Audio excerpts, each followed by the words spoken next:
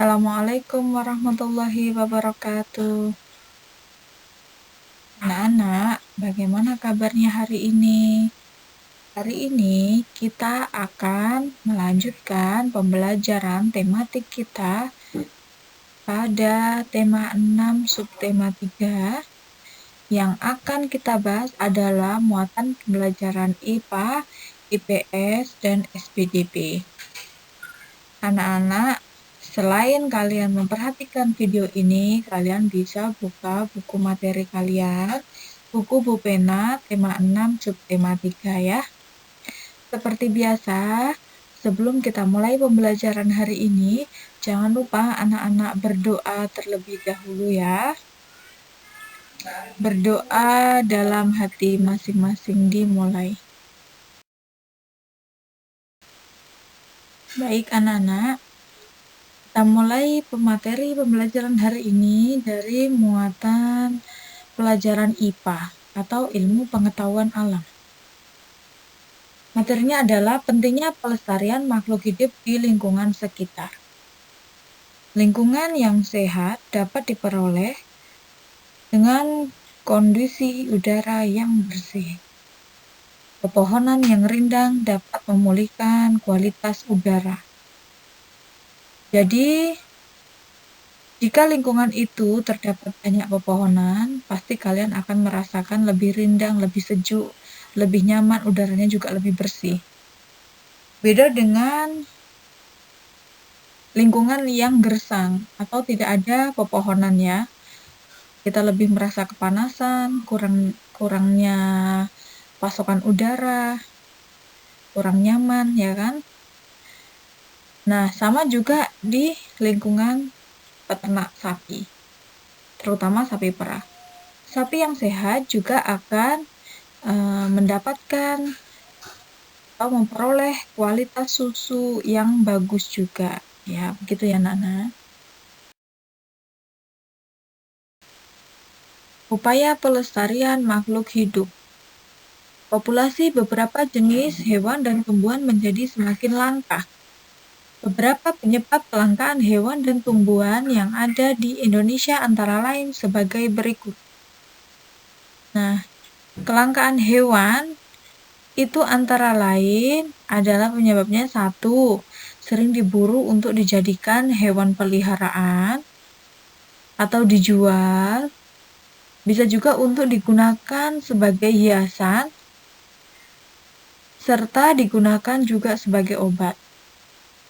Yang kedua, membutuhkan waktu berkembang biak yang cukup lama, contohnya komodo, gajah, harimau, dan lain-lain.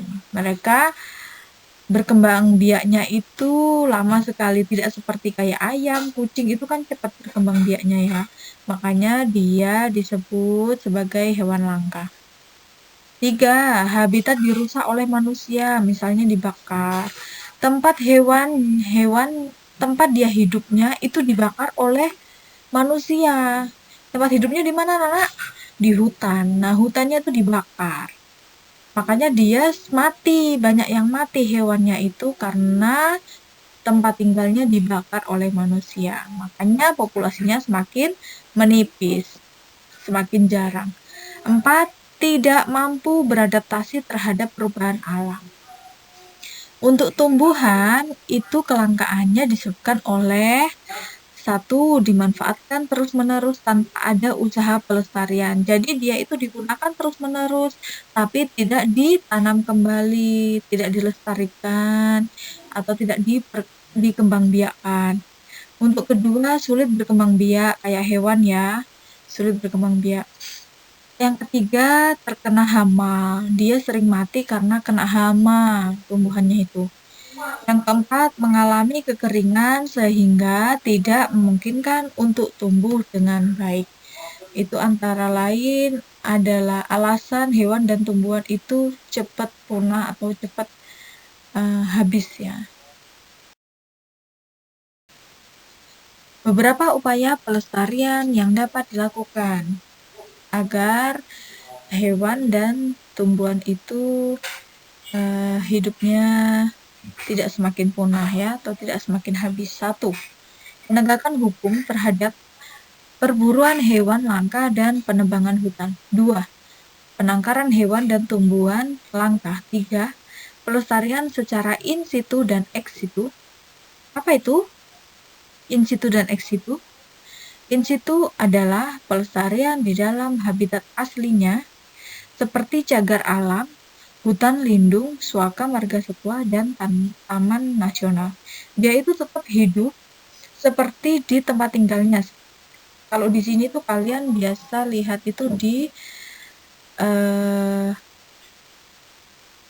TNK, Taman Nasional Kutai, yang ada di Kilo 13. Nah, dia itu dipelihara, dijaga keasliannya, tapi di habitat aslinya. Dia tidak dipindahkan. Nah, kalau di ex situ adalah pelestarian di luar habitat aslinya, seperti di kebun binatang, kebun raya, taman safari, museum zoologi, dan herbarium. Nah, dia itu dijaga kelestariannya tapi dipindahkan dari tempat aslinya. Dia dibawa ke kebun binatang, ke taman safari. Dia dirawat di sana, dijaga, cuma dia tidak di tempat aslinya.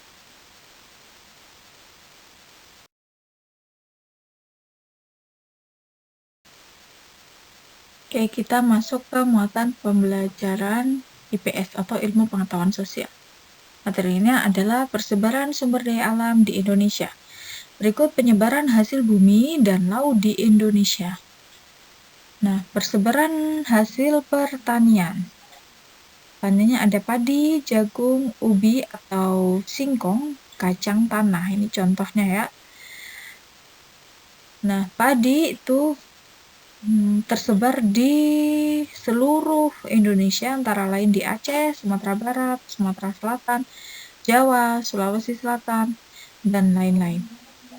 Jagung itu sudah tersebar di Jawa Tengah, itu banyak sekali ya, di Wonosobo, Semarang, Jepara, dan Rembang, Jawa Timur juga ada. Terus Sulawesi masih banyak lagi. Nah, singkong, kacang tanah juga seperti itu. Dia sudah tersebar di seluruh Indonesia.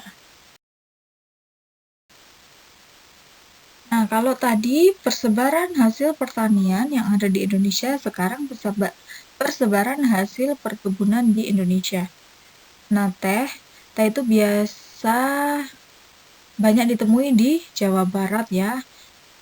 Bogor, Sukabumi, Garut, atau Jawa Tengah, itu di Pegunungan Dieng, Wonosobo, dan lain-lain. Nah, ini biasa hidup di dataran tinggi atau di tempat-tempat yang dingin ya. Nah, untuk kopi, hasil perkebunan kopi itu biasa banyak tumbuh di Jawa, Sumatera, Sulawesi, dan NTT. Untuk hasil perkebunan karet, itu banyak tersebar di Aceh, terutama di Tanah Gayo dan Alas, Sumatera Utara, Bengkulu, Jawa, Kalimantan Selatan. Untuk kelapa, itu dia tersebar di Jawa, Sulawesi, Gorontalo, Kalimantan Selatan. Nah, untuk yang lainnya, hasil perkebunan yang lainnya itu ada coklat, pala, cengkeh, lada, dan masih banyak lain. Lagi hasil perkebunan yang tersebar di seluruh Indonesia.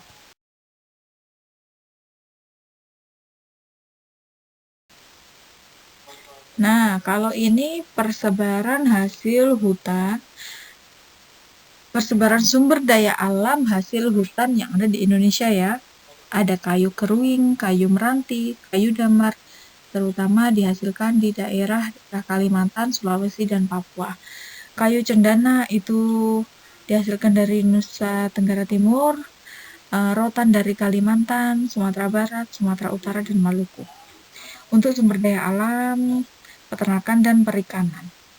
Nah, ternak sapi itu banyak di Sumatera, Jawa, Madura, Bali, dan NTB. Ternak kuda itu dari NTT.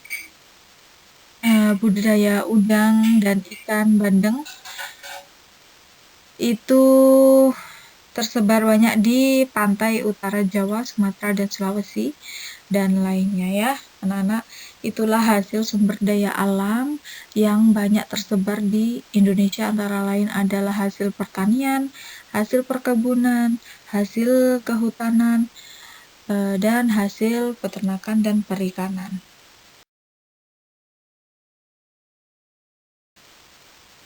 Nah, di sini anak-anak bisa kalian lihat, kalian perhatikan hasil bumi dan laut yang ada di Indonesia, tersebar di seluruh pulau-pulau yang ada di Indonesia ya. Kalau dari Sumatera itu banyak itu ya,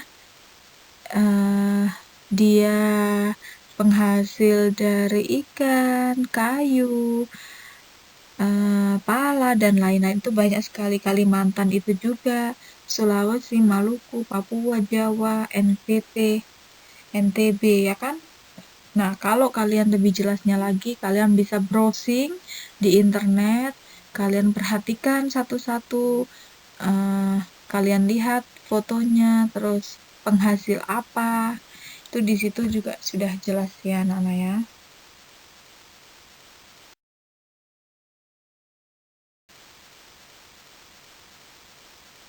Nah, selain peternakan, perikanan, perkebunan, pertanian, sumber daya alam di Indonesia itu ternyata ada sumber daya alam tambang juga ya anak-anak. Nah, sumber daya alam sangat beraneka ragam. Salah satunya adalah tambang. Sumber daya tambang merupakan sumber daya alam yang tidak dapat diperbarui. Sumber daya tambang biasanya dimanfaatkan untuk kegiatan industri dan kebutuhan rumah tangga. Kenapa kok tidak bisa diperbarui? Karena tambang ini hasil olahannya itu dibutuhkan waktu yang sangat lama sekali, bahkan ratusan tahun. Makanya itu jika kita gunakan terus-menerus, dia akan habis ya. Nah, tambang ini ternyata banyak juga ragamnya. Nah, seperti minyak bumi, hasil tambang batu bara, tambang minyak, tambang timah, emas, dan lain-lain. Ini adalah sumber daya alam hasil tambang yang tersebar di Indonesia ya. Ternyata Indonesia ini kaya sekali ya. Nah, kalian bisa lihat hasil tambang yang ada di Indonesia. Ya kan, ada tambang emas, minyak bumi, gas alam, nikel, tembaga, perak, masih banyak lagi ya, batu bara, aspal. Nah, itu kalian bisa lihat. Kalau tidak ini, kalian bisa browsing di internet ya.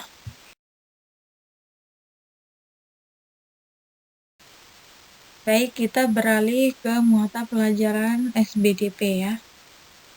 Ya kan, kita bahas di sini adalah karya seni kolase. Kolase adalah seni menempel potongan kertas atau bahan alam sesuai dengan pola. Ada beberapa barang bekas yang memiliki nilai jual jika diolah menjadi karya seni, misalnya kalender, majalah, dan koran bekas.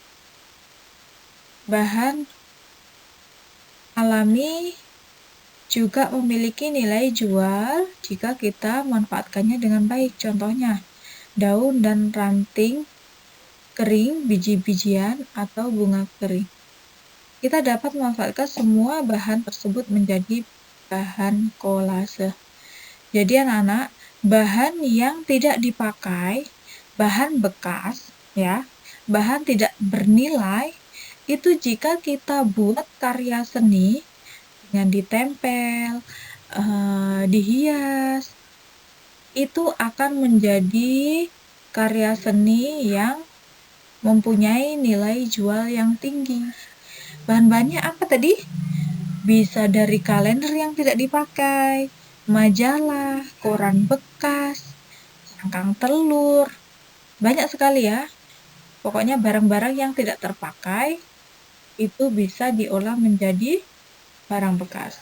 Nah, selain dari barang-barang bekas, itu ada juga dari bahan alam. Contohnya daun kering ya, ranting kering, biji-bijian, atau bunga kering. Itu juga jika diolah, ditata sedemikian rupa, bisa menjadi menarik, cantik, itu dia bisa menjadi karya seni yang mempunyai nilai jual tinggi. Nah, berikutnya adalah karya seni montase. Montase merupakan suatu karya seni rupa yang dibuat dari beberapa gambar berbeda yang ditempel pada satu lembar kertas atau bidang lain sehingga menciptakan sesuatu gambar baru dengan tema yang diinginkan. Gambar-gambar tersebut bisa berupa gambar dari majalah, koran, foto, atau bahan lainnya. Kalian lihat di gambar kanan, sebelah kanan. Dia itu perpaduan dari beberapa gambar ya. Ngambil dari gambar-gambar dari majalah, koran bekas, atau foto, bahan lainnya sehingga menjadi gambar baru ya. Montase itu adalah penggabungan beberapa gambar hingga menjadi suatu gambar baru. Itu namanya montase.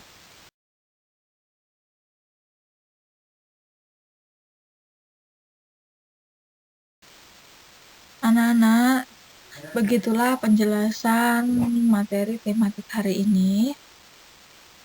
Nah, untuk tugas selanjutnya adalah kalian perhatikan gambar tersebut ya. Kalian perhatikan itu adalah gambar apa, bagaimana kondisi lingkungan pada gambar tersebut ya menurut kalian.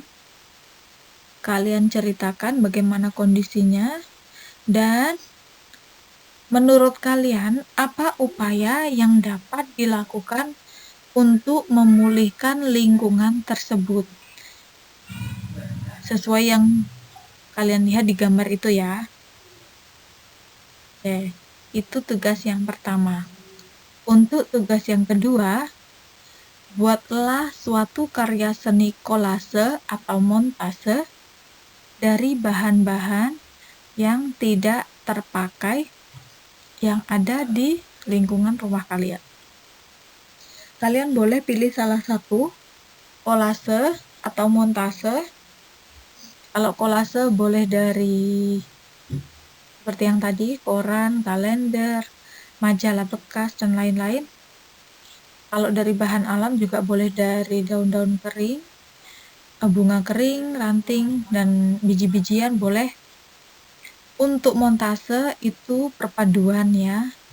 Perpaduan dari beberapa gambar, kalian buat gambar baru sehingga menjadi gambar baru seperti yang kalian inginkan. Seumpama contohnya hewan, atau mungkin pemandangan, atau mungkin hewan-hewan laut. Berarti kalian mencari gambar-gambar sesuai tema yang kalian inginkan, lalu tempel di media baru ya. Kalian tempel, kalian tata sehingga menjadi karya seni baru atau gambar baru yang menarik. Gitu ya anak-anak. Terima kasih. Untuk kolase dan montase dikumpulkan paling lambat hari Minggu. Nah, untuk yang tugas yang pertama ini, yang kalian tulis menurut pendapat kalian ini dikumpulkan hari ini. Terima kasih. Akhirul kalam. Wabillahi taufiq wal hidayah. Wassalamualaikum warahmatullahi wabarakatuh.